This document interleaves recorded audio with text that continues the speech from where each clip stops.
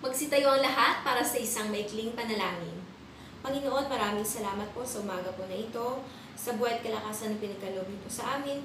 Gabayan niyo po kami sa buong maghapon at sigla ng karunungan namin mga isip at ikintal sa aming mga puso ang aral na aming mapapakinggan. Amen. Magandang umaga mga bata!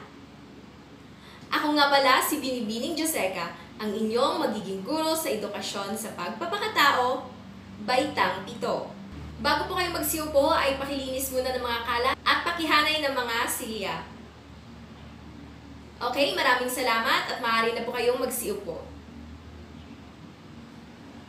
Magandang umaga mga bata! Kamusta na kayong lahat? Mabuti kung ganon. Sekretarya ng klase, may lumiban ba sa araw na ito? Mahusay! At dahil diyan, bigyan ninyo ng 5 palakpak ang inyong mga sarili sapagkat aking napagtanto na kayo ay gustong-gustong matuto sa araw na ito. 1, 2, 3, 4, 5. Bago po tayo magsimula sa ating klase ngayong araw, ay nais ko munang ipaalaala sa inyo ang mga alituntunin na dapat nating sundin dito sa loob ng ating klase. Una, panatilihing malinis ang silid-aralan. Pangalawa, itaas ang kamay kung may katanungan o gustong sumagot sa guro. Pangatlo, igalang ang suwestyon ng bawat isa. At panghuli ay, iwasan ang mag-ingay kung hindi kinakailangan. Mahusay! Mga bata, handang-handa na ba kayo para matuto sa ating bagong aralin ngayong araw? Mahusay! Sa pagkakataon na ito, inyong pagmasdan mabuti ang nakapaskil na larawan sa pisara. Ano-ano ang inyong mga napapansin? Okay, merong babae at lalaki. Ano pa?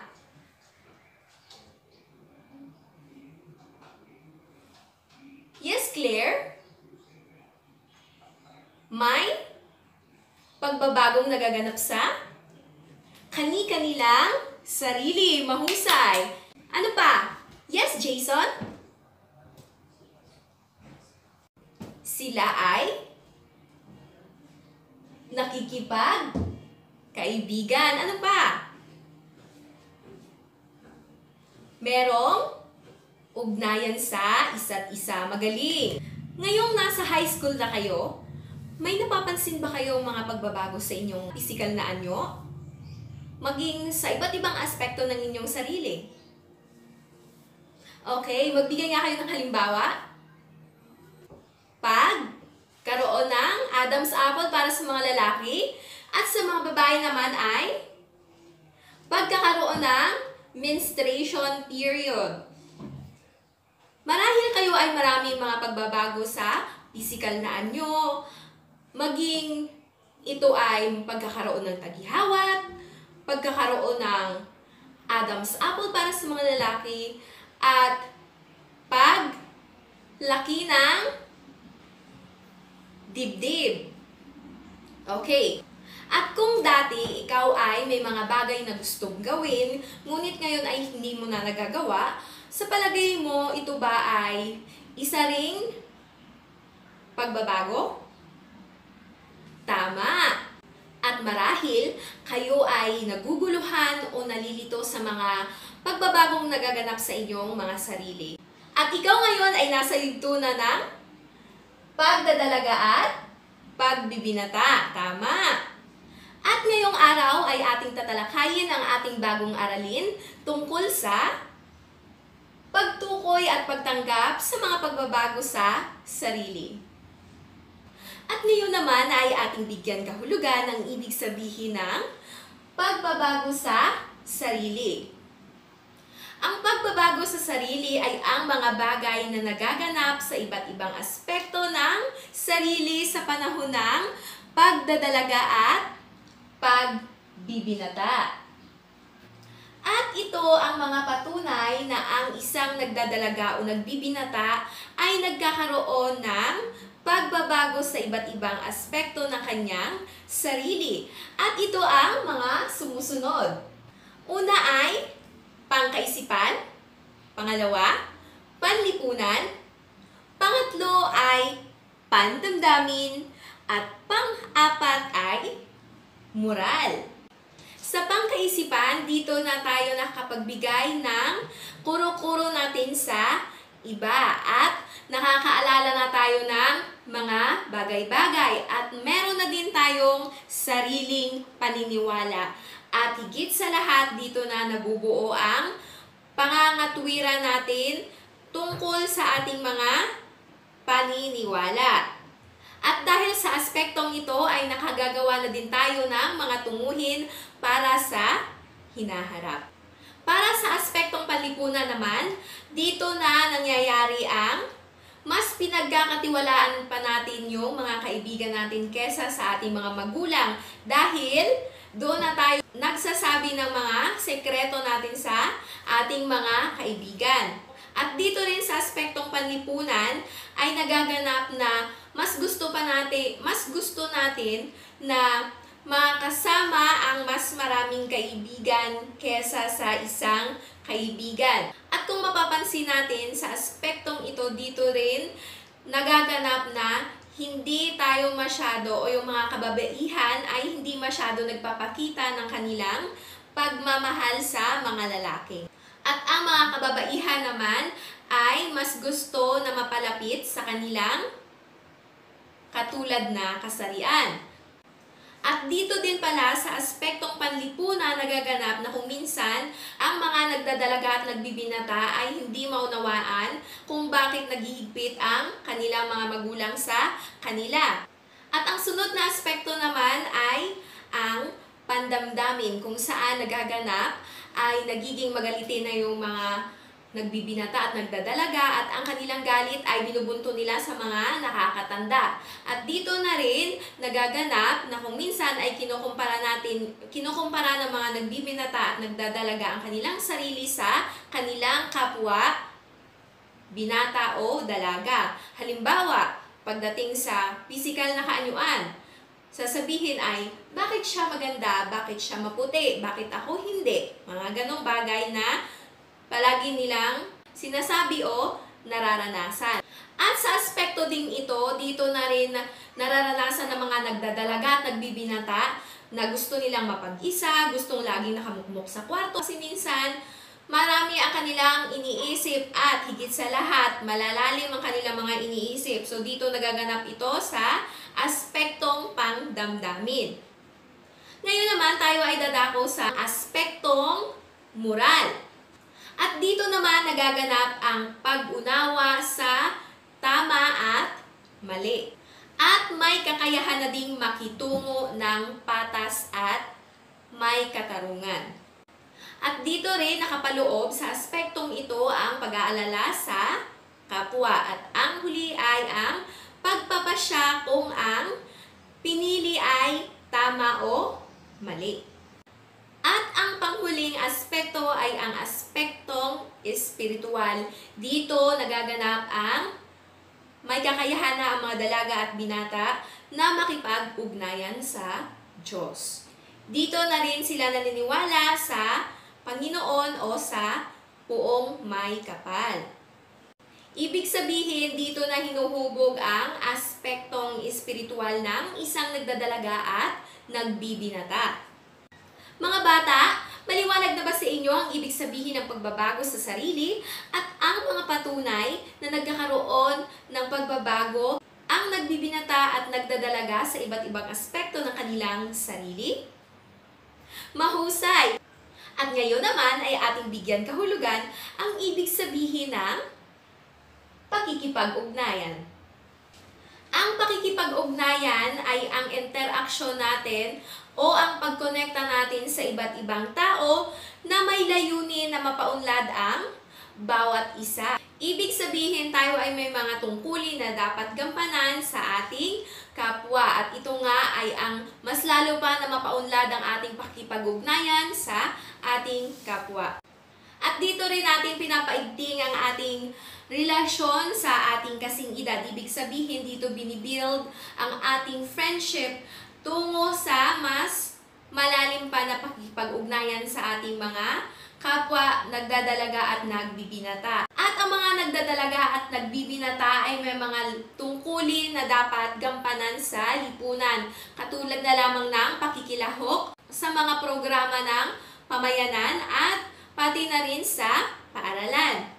Bilang ikaw ay nagdadalaga at nagbibinata, kailangan mo mapaunlad ang iyong mga talento at kakayahan upang sa ikaw unlad ng iyong sarili at pati na din sa iyong kapwa. At bilang nagdadalaga at nagbibinata, kailangan mong tanggapin ang mga pagbabago na nangyayari sa iyong katawan. At kung paano ito mabibigyan ng karapat-dapat na pamamahala. Halimbawa na lamang ay ang pagkain ng masusustansyang pagkain. Pag-inom ng 8 baso ng tubig. Pag-exercise at wastong oras sa pagtulog. So, kailangan bilang isang nagdadalaga at nagbibinata, kailangan mong alamin at paunawaan ang mga pagbabago sa iyong sarili at kung paano mo ito mapangalagaan o marapatan ng karapat-dapat na pamamahala. Kailangan mo ding taglayin ang mabuting asal kung paano mo pakikitunguhan ang iyong kapwa. May kasabihan nga tayo na walang sino man ang nabubuhay para sa sarili lamang. Ibig sabihin, bawat tao ay may pananagutan sa kanyang kapwa. Magaling! At nakakatulong din ito upang mabuo ang inyong tiwala sa sarili na siyang tulong upang mapaunlad at makamit natin ang kabutihang panlahat at upang tayo ay makatulong sa ating lipunan. Bilang nagdadalaga at nagbibinata, ang pagpapasya ng mabuti ay napakahalaga sapagkat ito ay maaaring makawasak at makabuo ng inyong mga tiwala sa sarili. Kaya naman, bilang nagbibinata at nagdadalaga, kailangan ninyo ng gabay ng mga nakakatanda o ng inyong mga magulang, may higit na kaalaman upang mahubog pa ang inyong mga kakayahan sa pagpapasya. At bilang nagdadalaga at nagbibinata, kailangan alam mo kung ano ang iyong tinutungo sa buhay. Kailangan may goals ka. Kung ano, bilang isang nagdadalaga at nagbibinata, ikaw ay papunta na sa paghahanda para sa iyong kinabukasan at pagkakaroon ng pamilya sa hinaharap. So, kailangan alam mo kung ano ang iyong mga tunguhin sa buhay. Mga bata, malinaw na ba sa inyo ang ibig sabihin ng pakikipag-ugnayan? Mahusay! Ngayon naman ay ating bigyan kahulugan ang ibig sabihin ng pakikipagkaibigan. So, ang ibig sabihin ng pakikipagkaibigan ay ang malalim na ugnayan sa isang tao na napapalooban ng pag-ibig at malasakit at may layunin na magtutulungan at magdamayan sa ikatatagumpay ng bawat isa. Bilang nagbibinata at nagdadalaga, mahalaga sa atin na may mga kaibigan tayo na masasandalan sa oras na tayo ay nangangailangan. At meron tayo mga elemento na makakatulong sa pagkakaroon ng matatag na pagkakaibigan at ito ang mga sumusunod. Una ay ang pagtitiwala. So, kailangan, napaka-importante sa magkakaibigan na merong pagtitiwala sa isa't isa. At ang sunod naman ay ang katapatan. Mahalaga sa magkakaibigan na merong katapatan na namamagitan sa kanilang dalawa. At ang sunod naman ay ang bukas na komunikasyon. Ibig sabihin, kung kailangan kanya ay nandyan ka palagi para sa kanya. Ibig sabihin, you are open to listen kung ano man yung mga hinanakit niya, hinanaing o kung ano man yung gusto niyang sabihin sa iyo. At ang sunod naman ay ang pagmamalasakit. So, bilang nagbibinata o nagdadalaga, mahalaga na mayroon tayong kaibigan na nagmamalasakit sa atin. Hindi lang ibig sabihin na siya lang yung magmamalasakit sa iyo, kundi dapat mo din taglayin ang pagmamalasakit mo sa iyong mga kaibigan. At ang panghuli ay ang pagtutulungan o pagdadamayan. Okay, sa oras ng mga problema, kailangan mo ng kaibigan na tutulong sa'yo o dadamay upang ikaw ay ma-comfort, okay? At ang yugto ng pagdadalaga at pagbibinata ay may mga kaakibat na hamon na kailangan ninyong malampasan. Okay, bilang isang nagdadalaga at mga nagbibinata, ito ay napaka-crucial stage sapagkat dito naranasan ng pag nagdadalaga at nagbibinata maraming hamon sa kanyang buhay bilang preparasyon para sa kanyang hinaharap o tungo sa pagiging matured person. So dito hinahanda na kayo upang kayo ay magiging matured para magiging matatag kayo sa anumang mga pagsubok sa buhay na nararanasan ninyo. Maaari man ito isa pang pagsubok sa pamilya, pagsubok sa lipunan, sa pagkakaibigan, o kung sa anumang aspeto ng buhay. Mga bata, nauunawaan niyo na ba ang ating aralin sa araw na ito? Meron pa ba kayong mga katanungan? O nais linawin sa ating aralin? Wala na. At kung gayon, tayo ay dadako na sa ating paunang gawain. Unang tanong, bakit mahalagang maunawaan ang mga pagbabagong nararanasan ng katulad mo na nagdadalaga o nagbibinata? Yes, Claire? Tama, sapagkat ito ay makakatulong sa atin upang mas lalo pa nating maunawaan kung bakit nga ba maraming pagbabago na nagaganap sa ating sarili. Yes, Angel? Mahusay upang malinawan pa kayo kung bakit nga ba mayroong mga pagbabago na nagaganap sa pagdadalaga at pagbibinata. Pangalawang tanong, alin sa mga pisikal na pagbabagong nararanasan mo ang sa palagay mo ay ang pinakamahirap? Yes, Joy? Ang pagkakaroon ng menstruation. Bakit ko ito nasabi? Sapagkat tayong mga kababaihan, alam natin kung gaano kahirap ang nararanasan or nararamdaman kapag nagkakaroon ng menstruation period. Tama. Ano pa? Sa lalaki naman. Yes, Arnold. Ang pagkakaroon ng taghihawat sapagkat nga ito ay masasabi nga natin parang sumpa, di ba? Kapag nagbibinata o nagdadalaga, pag nagkakaroon tayo ng taghihawat sa mukha, ay palagay natin ay natatakluban na tayo ng mundo dahil akala natin o sa tingin natin ng sarili natin ay ang pangit-pangit at minsan ito ay nakakadiri, okay? Pero kailangan bilang nagdadalaga at nagbibinata, kailangan nating maunawaan kung bakit nga ba ito nangyayari sa atin. Pangatlong tanong, bakit itinuturing na ang yugto ng pagdadalaga o pagbibinata ay ang pinakamahirap na yugto sa bahagi ng buhay ng isang tao? Yes, Mark! Sapagkat, mahusay, sapagkat dito sa yugto na ito ng pagdadalaga at pagbibinata ay nakakaranas ng maraming pagbabago. Hindi lang sa pisikal, mental, kundi sa marami pang aspeto ng sarili. Mahusay. Ngayon naman tayo ay dadako na sa ating pangalawang gawain. At para sa ating pangalawang gawain, isulat sa ibaba ng bawat sitwasyon ang mga paraan ng paglinang ng mga angkop na inaasahang kakayahan at kilos sa panahon ng pagdadalaga at pagbibinata at kung paano ito isasagawa. Gawin ito sa inyong kwaderno. Una, pagtatamo ng bago at ganap na pakikipag-ugnayan sa mga kasing edad. Pangalawa, pagtanggap ng papel o gampanin sa lipunan. Pangatlo, pagtanggap sa mga pagbabago sa katawan at paglalapat ng tamang pamamahala sa mga ito.